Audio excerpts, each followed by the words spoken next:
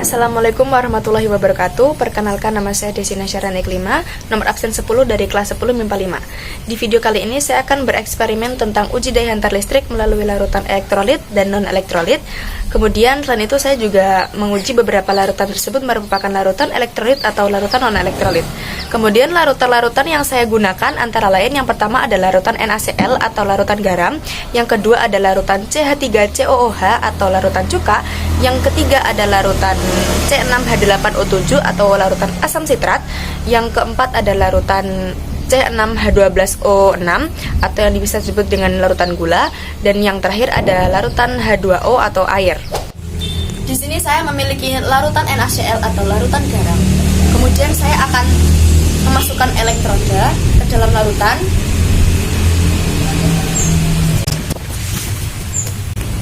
Nah, kalian bisa lihat di sini terdapat gelembung-gelembung yang sangat banyak sekali sehingga dapat menghidupkan lampu indikator.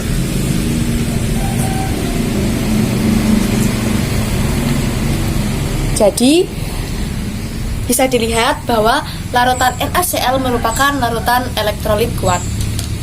Kemudian pada eksperimen yang kedua ini saya akan menggunakan larutan CH3COOH atau yang biasa disebut dengan cuka. Nah, kemudian saya akan memasukkan kedua elektroda ini ke dalam larutan cuka. Bisa dilihat di sekitar elektrodanya terdapat gelembung-gelembung namun tidak terlalu banyak, dan lampu indikatornya juga tidak menyala, sehingga dapat disimpulkan bahwa larutan cuka termasuk larutan elektrolit yang lemah karena ion-ion di dalam larutan cuka ini tidak terionisasi dengan sempurna. Nah, kemudian pada eksperimen yang ketiga ini saya akan menggunakan larutan C6H8O7 atau yang disebut dengan asam sitrat. Kemudian saya akan memasukkan dua buah elektroda ke dalam larutan.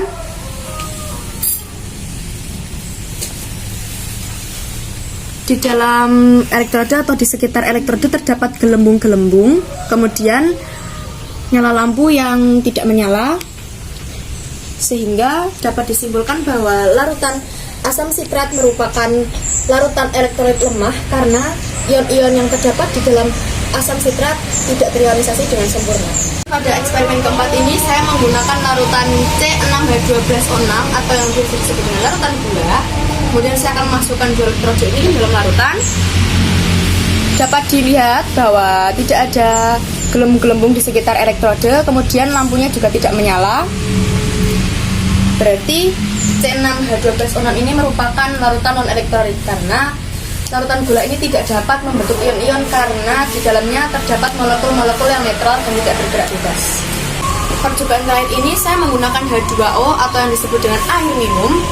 Kemudian saya akan memasukkan dua elektroda ke dalam air. Dapat dilihat bahwa di sekitar elektroda tidak terdapat gelembung dan pada lampunya juga tidak menyala. Dapat disimpulkan bahwa H2O merupakan larutan non-elektrolit karena tidak terdapat ion-ion dan molekulnya netral sehingga tidak dapat menghasilkan listrik. Nah, setelah dilakukan pengujian, dapat diketahui kelima larutan tersebut merupakan larutan elektrolit atau non-elektrolit. Kemudian mengapa larutan tersebut dapat menghantarkan listrik dan ada yang tidak menghantarkan listrik? Suatu larutan dapat menghantarkan listrik karena adanya ion positif dan ion negatif yang berasal dari senyawa elektrolit yang terurai di dalam air. Penguraian senyawa elektrolit menjadi ion disebut dengan reaksi ionisasi. Apabila larutan elektrolit dialiri aliran listrik yang terdapat dari baterai, contohnya, maka ion dalam larutan akan bergerak menuju elektroda dengan muatan yang berlawanan. Dengan ini, arus listrik mengalir dari ion bertindak sebagai penghantar. Akibatnya, larutan elektrolit dapat menghantarkan listrik yang ditandai dengan nyalanya lampu.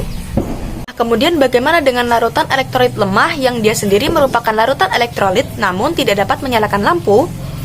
Pada larutan elektrolit lemah, walaupun terbentuk ion tetapi jumlahnya sangat sedikit.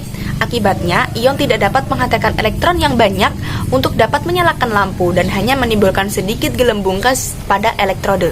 Sementara itu, pada larutan non-elektrolit terbentuk dari senyawa non-elektrolit yang terlarut di dalam air.